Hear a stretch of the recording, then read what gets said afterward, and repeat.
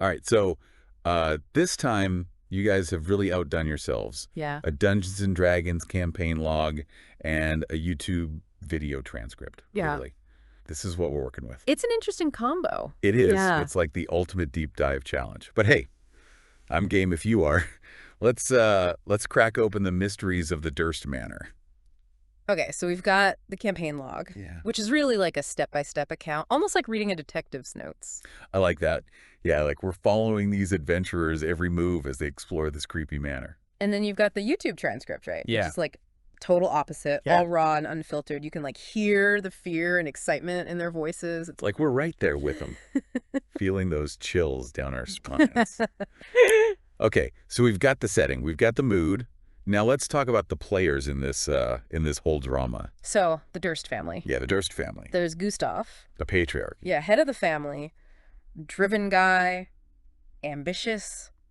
Seems like he might have been a bit too ambitious. Then there's Elizabeth, his wife. And their relationship. Yeah, not exactly a picture-perfect marriage. Definitely some trouble brewing there. Yeah. And of course, we can't forget the kids. Rose and Thorn. Adding a whole other layer of tragedy to this whole thing. Right. And then there's Clara. Oh, yeah, Clara. The She gets tangled up. tangled up in this whole mess.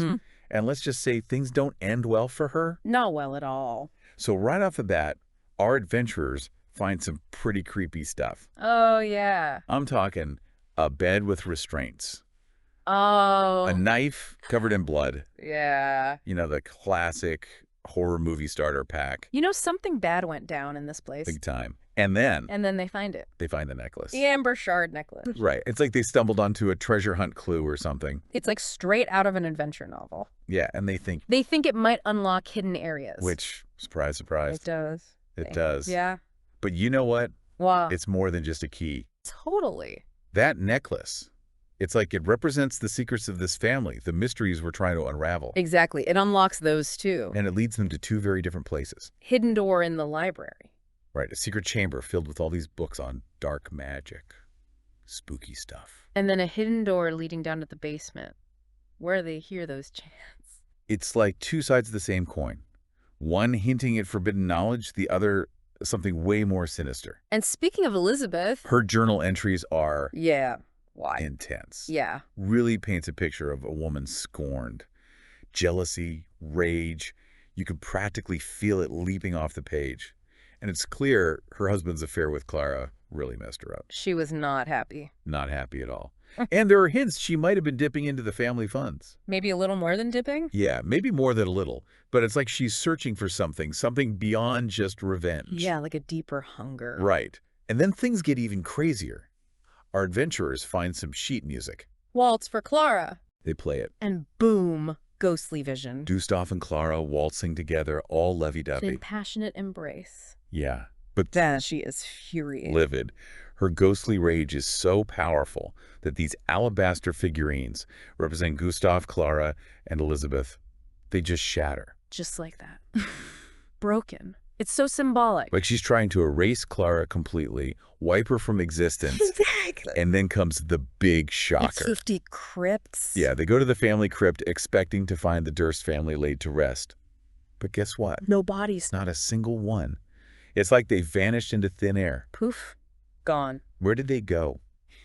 What happened to them? It's like someone went to a lot of trouble to make them disappear. Yeah, and speaking of disappearing. The cultist quarters, right? Oh yeah, things get even weirder down there. We're talking a pouch made of human skin, an eye patch with this gem that's like pulsating with creepy energy. Like something straight out of a nightmare. Yeah. And then there's the cultist's journal. Yeah, full of gruesome details. Talk about chilling stuff.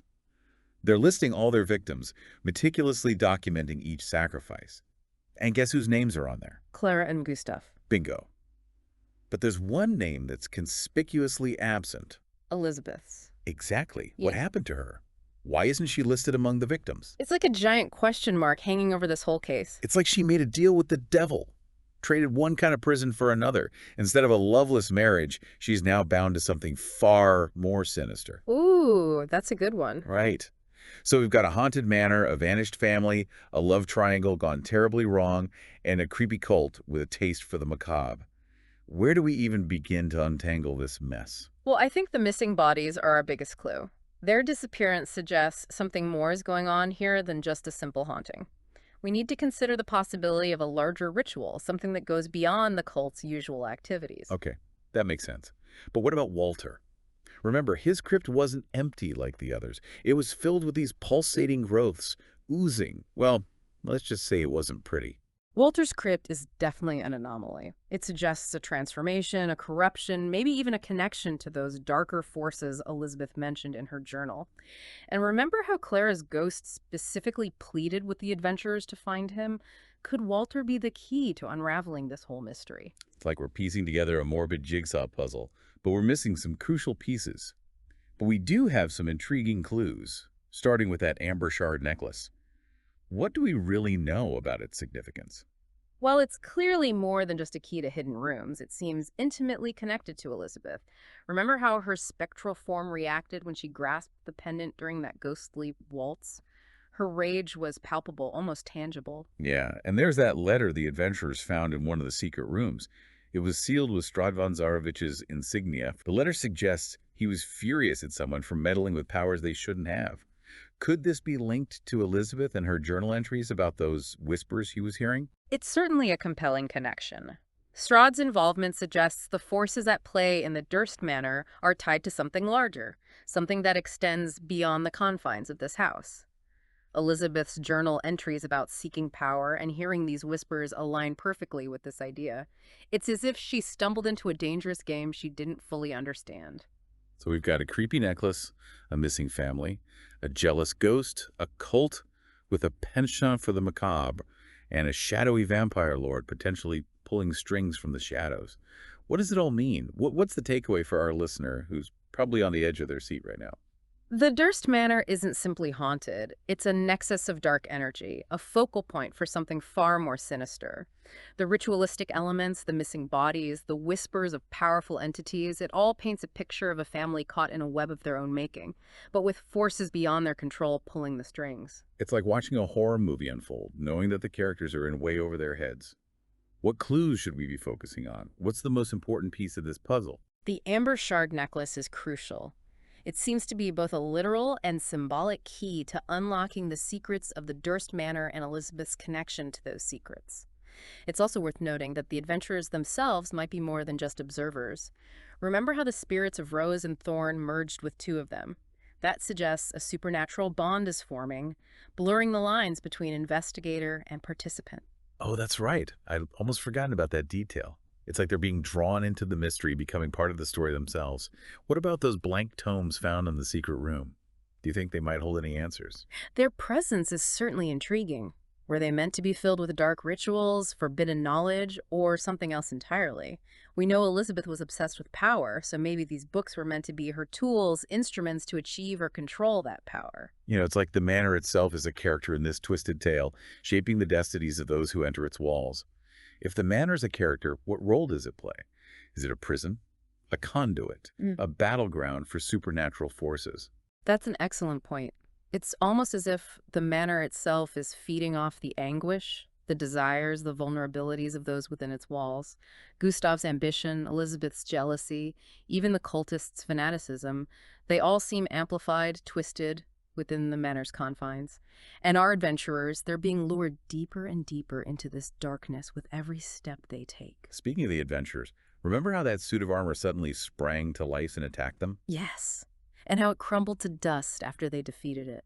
It's almost as if the manor itself is animated, capable of defending itself, lashing out against those who threaten its secrets. Okay, so we've got a haunted manor that's basically a character in its own right, a family trapped in a web of supernatural intrigue, and adventurers who are in a way over their heads. This is getting seriously good.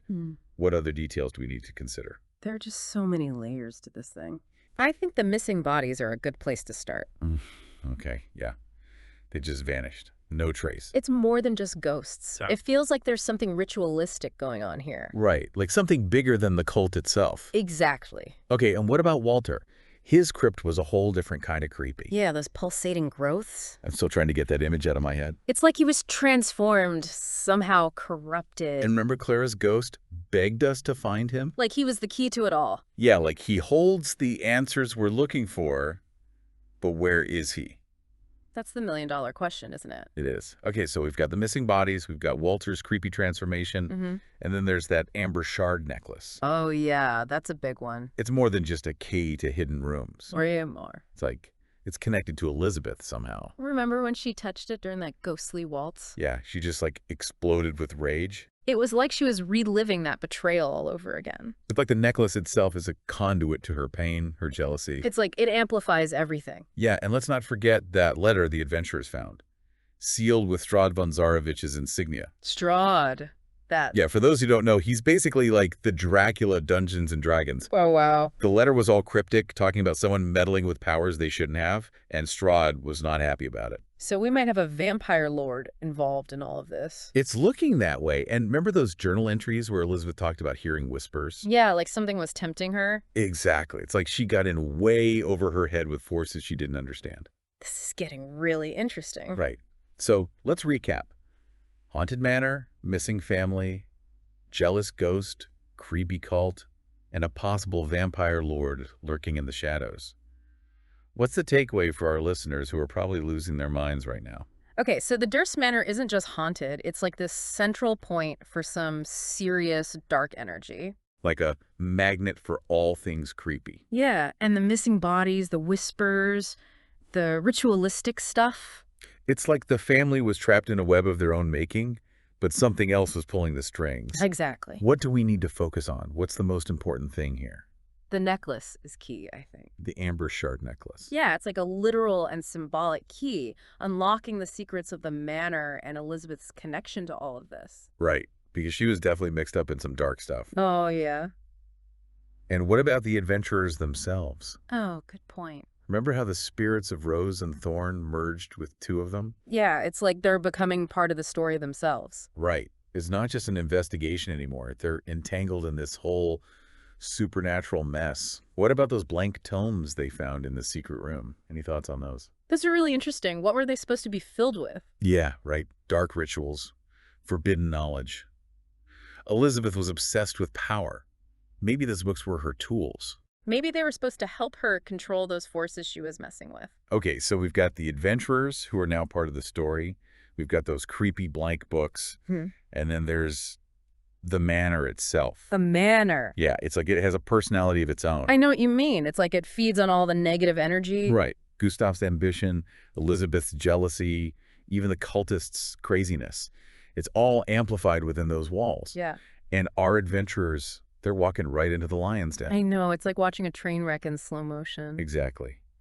And speaking of things going wrong, remember that suit of armor? The one that came to life. Yeah. Like something out of a horror movie. Even then it just crumbled to dust. It's like the manor itself is alive, protecting its secrets. Defending itself against anyone who gets too close. Okay, so we've got a haunted manor that's basically a character in its own right, a family trapped in a web of supernatural intrigue, and adventurers who are in way over their heads. This is seriously good stuff. What other details should we be looking at? It feels like we're just scratching the surface here. I know, right? There's so much we still don't know. Like what happened to Elizabeth? Yeah, we know the cult got Gustav and Clara, Right. but Elizabeth's fate is a total mystery. And what about the kids? Rose and Thorn. Their spirits are merged with the adventurers. Yeah, that's a whole other level of creepy. It makes you wonder, are they helping the adventurers or are they being used somehow? Ooh, good question. Like, are they leaving them to the truth or deeper into danger? Exactly. And speaking of creepy, those pulsating growths in Walter's crypt. I'm still trying to forget about those. Yeah, it's like something out of a nightmare. They weren't just gross, they felt like some kind of transformation. Like he was becoming something else. Corrupted. Yeah. And remember how Elizabeth's journal talked about this unseen entity? Oh, yeah. Like something dark and powerful was influencing her. It's like Walter's transformation is connected to that somehow. Like he's a victim of that same force. It's like every clue leads to more questions. It's a real head scratcher. And that's what makes this case so fascinating. It's like a haunted house on steroids. We're not dealing with just some grumpy ghosts. Just like ambition and betrayal and dark magic all mixed together. A recipe for disaster. So what's the takeaway for our listeners? They're probably on the edge of their seats right now. What can they learn from all of this? Well, it's a good reminder that some knowledge is dangerous. Right, like be careful what you wish for. Yeah, you might not like what you find. The Durst family story shows us that our choices have consequences. And sometimes those consequences can be pretty terrifying. So, dear listener, we'll leave you with this. What secrets still hide within the walls of the Durst Manor? Would you delve deeper into the mystery? Or would you walk away and never look back? The choice is yours. Happy sleuthing.